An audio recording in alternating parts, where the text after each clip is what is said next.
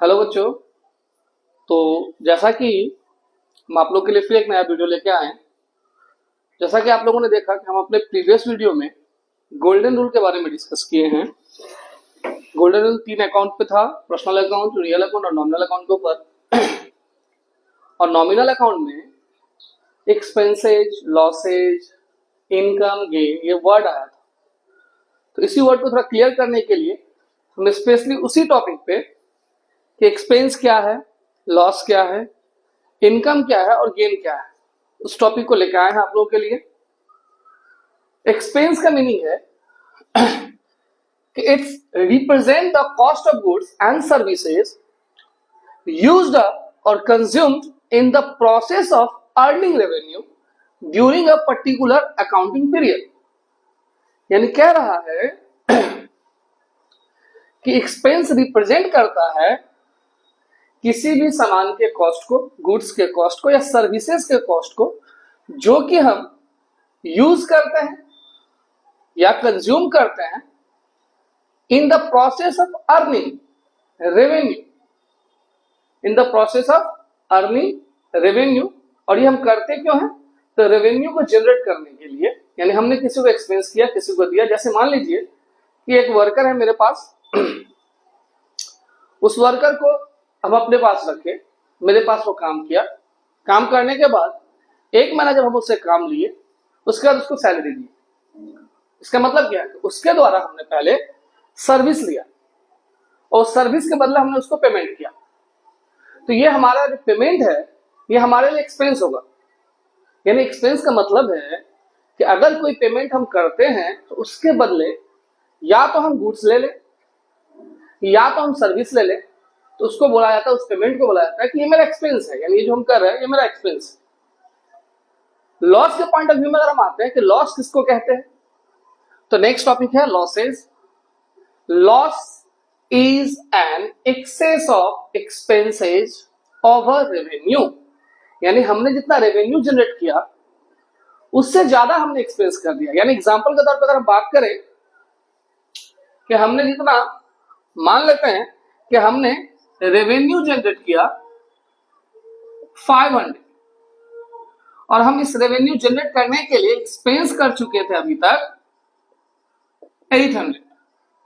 यानी यहां पे मेरा एक्सपेंस रेवेन्यू से एक्सेस हो गया। यानी इन दोनों के बीच का जो डिफरेंस है 300, ये मेरा लॉस कहलाएगा। ये मेरा लॉस कहलाएगा। यानी जब भी हम,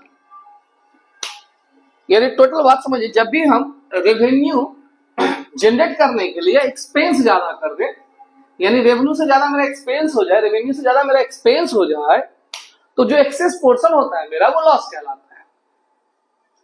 सिंपल सी बात है। नेक्स्ट हम लोग का income. Income is the excess of business entities revenue over expenses. यानी सिंपल सा बात है, इसको अगर हम अपोजिट कर दें कि अगर मेरा एक्सपेंस 500 है और हमने इस 500 से रेवेन्यू जनरेट करने की कोशिश किया 800, तो इन दोनों के बीच का जो गैप है 300, ये मेरा कहलाएगा इनकम। ये मेरा कहलाएगा इनकम। यानी जब मेरा रेवेन्यू हमारे एक्सपेंस से ज्यादा हो जाए तो वो जितना ज्यादा पोर्शन आएगा एक्सपेंस से ऊपर, उसको हम लोग बोलेंगे इनकम। नेक्स्ट है गेन। गेन किसको कहते हैं? गेन का मीनिंग है कि गेन एक इंक्रीमेंट है। किन चीजों का इंक्रीमेंट है भाई? गेन किन चीजों का इंक्रीमेंट है? तो गेन इंक्रीमेंट है वेल्थ का, that arise from anything other than revenue. यानी जो कि अराइज होता है किसी भी अदर प्रोसेस से, लेकिन रेवेन्यू प्रोसेस से, यानी किसी भी अदर प्रोसेस से, लेकिन रेवेन्यू प्रोसेस से नहीं। जैसे मान लेते हैं हम कि हम एक दुकान पे गए। चलिए इस टॉपिक को लेकर के हम आपको एक एग्जांपल समझाते हैं, सर एग्जांपल से और ज्यादा क्लियर हो जाए। सपोज दैट कि हम एक दुकान पे गए, 100 रुपया का नोट लेके गए। 100 रुपया का नोट लेके गए और हम वहां से 70 रुपये का सामान ले, 70 रुपीज का सामान ले लिया। 100 रुपये का नोट दिया उसको, वो क्या किया, 30 रुपीज हमको चेंज देगा। 30 रुपीज हमने लिया, लेकिन हड़बड़ में, जल्दबाजी में या मेरे मिस्टेक से हमने पॉकेट में नहीं रख कर ऐसे जब रखा तो मेरे पॉकेट से वो नीचे गिर गया और हमको पता भी नहीं चला। हम आ गए घर आके देखिए तो हमने देखा कि मेरे पॉकेट से टोटल 100 रुपया चला गया, लेकिन 100 में 70 रुपीज जो हमने दिया था उस 70 रुपीज के अगेंस्ट में हमने कुछ ले रखा था, उससे सामान ले लिया था। तो वो जो 70 रुपीज है वो मेरे लिए कहलाएगा एक्सपेंस। वो जो 30 रुपीज चला गया जिसके अगेंस्ट में हमको कुछ मिला, कुछ नहीं मिला, वो हमारे लिए लॉस है। तो एक्सपेंस लॉस आसानी से समझ गए। अगर इसी को हमने रिवर्स तरीके से समझने की कोशिश किया कि सपोज दैट जो दुकानदार था वो हम ही थे, मान लेते हैं ऐसा कि हम ही लोग दुकानदार थे। कोई कस्टमर मेरे पास ऐसा आया था जो 70 का सामान लिया और हमने उसको 30 चेंज दिया, वो गलती से वो 30 रुपया उस दुकान पे ही गिरा के चला गया। हम थोड़ा देर बाद देखें कि वो पैसा वहां पे है, हम पूछे किसी से, किसी ने अपना नहीं बताया। हालांकि आजकल की दुनिया में तो कोई भी बोल देगा मेरा पैसा है, उस टॉपिक पे नहीं जाते। किसी ने नहीं बताया तो हम उस पैसा को रख लिए। तो रख लिए तो मेरे पास एक्चुअली में 100 रुपीज आया उस बंदे से। उस 100 रुपीज को अगर हम पार्ट करें तो 70 रुपीज जो हमने लिया था उससे, उसके बदले हमने उसको कुछ सामान दिया था, और जो 30 हमको मिला उसके बदले हमको कुछ देना पड़ा क्या? नहीं देना पड़ा। तो जो 70 के बदले हमको कुछ सामान देना पड़ा था, वो 70 रुपीज जो हमने उससे लिया वो मेरा इनकम है।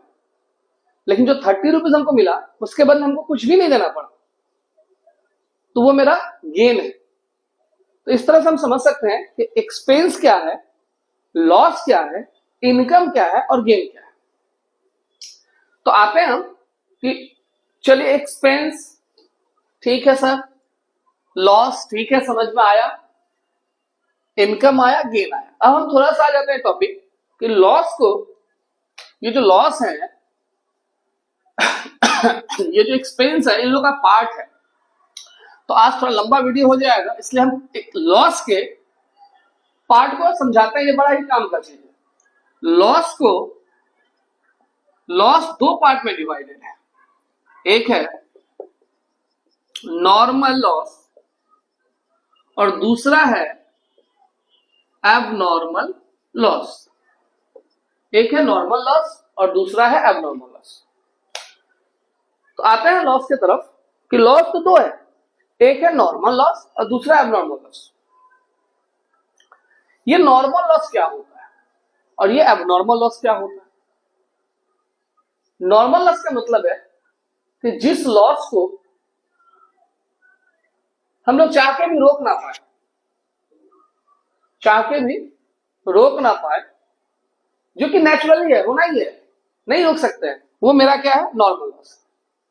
वो मेरा नॉर्मल लॉस की कैटेगरी में आता है। जैसे एग्जांपल के तौर पे अगर हम बात करें तो सपोज दैट कि कोलकाता में, चूंकि हम लोग वेस्ट बंगाल में से बिलोंग करते हैं, तो वेस्ट बंगाल में डाव नारियल पानी बोला जाता है। नारियल पानी वाले से हमने बोला नारियल पानी दो, उसने एक रेट बताया 50 रुपीज। हमने बोला ठीक है, 50 रुपीज में हमने एग्री किया। नारियल पानी वाला क्या किया? नारियल पानी काटा। अब देखते होंगे कि नारियल पानी जितना भी आराम से काटे उसमें से पानी थोड़ा ना थोड़ा नीचे छिलक के गिर जाता है। तो क्या हम उससे कहते हैं कि ये थोड़ा सा पानी गिर गया, हम आपको 48 रुपीज देंगे? नहीं कहते, क्योंकि हम भी ये जानते हैं ये नेचुरली ये होना है। लेकिन मेरा तो वो नुकसान है, चाहे 2 बूंद ही नीचे गिरा, 5 बूंद ही पानी नीचे गिर गया, मेरे लिए तो नुकसान है। लेकिन वो कौन सा नुकसान है? क्योंकि उसको हम भी समझ चुके कि ये होना है, तो वो मेरा क्या हो गया? नॉर्मल लॉस हो गया। यानी जो नेचुरली होना ही है वो नॉर्मल लॉस हो गया। जैसे मान लीजिए किसी भी लिक्विड सामान को जब आप खरीदते हो, बॉटल या प्लास्टिक के कप में मिलता है, वो आप जब उसको लोगे, अगर दुकानदार उसको बार बार पोंछता ना रहे तो उस पर थोड़ा ना थोड़ा लिक्विड यानी कि ऑयल आपके हाथ में लग जाएगा। यानी कहीं ना कहीं से लीकेज तो है थोड़ा बहुत, लेकिन क्या हम उसको बोलते हैं कि लीकेज है? वो थोड़ा बहुत है, हम इधर उधर देखते हैं, हमको नहीं दिखता है, चलो ठीक है नॉर्मल है। यानी वो मान चुका है कि ये जो लीकेज है ये नॉर्मल है, ये लॉस ही है लेकिन ये नॉर्मल है। तो उस तरह के लॉस को, जिसको हम लोग चाह के भी रोक नहीं सकते हैं, यानी जो इंसानों के गलती के कारण नहीं होता है, वो होना ही नेचुरली, उसको हम लोग बोलते हैं नॉर्मल लॉस। अब आते हैं इसका दूसरा टॉपिक, एबनॉर्मल लॉस की तरफ। एबनॉर्मल लॉस किसको कहते हैं? तो सिंपल सी बात है, जिस लॉस में किसी न किसी तरीके से, किसी न किसी रीजन के वजह, किसी न किसी इंसानों के रीजन के वजह से ही वो लॉस अराइज हुआ है, उसको हम लोग बोलते हैं एबनॉर्मल लॉस। यानी सपोज दैट कि कहीं किसी फैक्ट्री में आग लग गया, आग लगने का बहुत सारा रीजन होता है, हो सकता है इलेक्ट्रिसिटी शॉर्ट सर्किट किया हो, तो शॉर्ट सर्किट किया तो वहां तो मेंटेनेंस के लिए आदमी रखा गया, वो ठीक से मेंटेन नहीं कर पाया, वो ठीक से मेंटेनेंस नहीं देखा, या इलेक्ट्रिसिटी सप्लाई को ठीक से हमेशा वो टाइम टू टाइम नहीं देखता रहा, जिसके कारण से आग लग गया। तो ये आग तो लग गया, ये भी लॉस है, लेकिन ये किस तरह का लॉस है? एबनॉर्मल लॉस है, क्योंकि ये जो आग लगा है ये नेग्लिजेंसी ऑफ ह्यूमन बीइंग के कारण लगा है, यानी इंसानों के गलती के कारण लगा है, तो इसको हम लोग बोलते हैं एबनॉर्मल लॉस। बात समझ में आया? यानी जिसमें इंसानों का इन्वॉल्वमेंट रहे जिस लॉस में, वो एबनॉर्मल लॉस, और जो नेचुरली है वो नॉर्मल लॉस। नॉर्मल लॉस हमारे अकाउंटिंग सिस्टम में सिर्फ और सिर्फ क्वांटिटी को इफेक्ट करता है, यानी क्वांटिटी को रिड्यूस करेगा, प्राइस पे वो कोई इफेक्ट नहीं करता। जैसे कि अभी हमने आपको एग्जांपल दिया था कि नारियल पानी से पानी छिलक के गिर गया, तो वो भले 50 पैसा 10 पैसा नहीं गिरा, क्या हम उसको 10 पैसा कम देंगे? नहीं देंगे, हम पूरा 50 रुपीज देंगे, क्योंकि हमने 50 रुपीज में बात किया था। यानी क्वांटिटी तो डिक्रीज किया बट प्राइस को कोई इफेक्ट नहीं पड़ा। तो नॉर्मल लॉस हमेशा क्या करता है? क्वांटिटी को इफेक्टेड करता है, प्राइस को इफेक्टेड नहीं करता है, इसीलिए इसका यूज अकाउंट में ना के बराबर है। बट एबनॉर्मल लॉस क्वांटिटी के साथ साथ प्राइस को भी इफेक्ट करता है, इसीलिए इसका सारा का सारा पूरा ही यूज है अकाउंट में। तो लॉस नॉर्मली दो टाइप के होते हैं। चलिए आज का वीडियो आप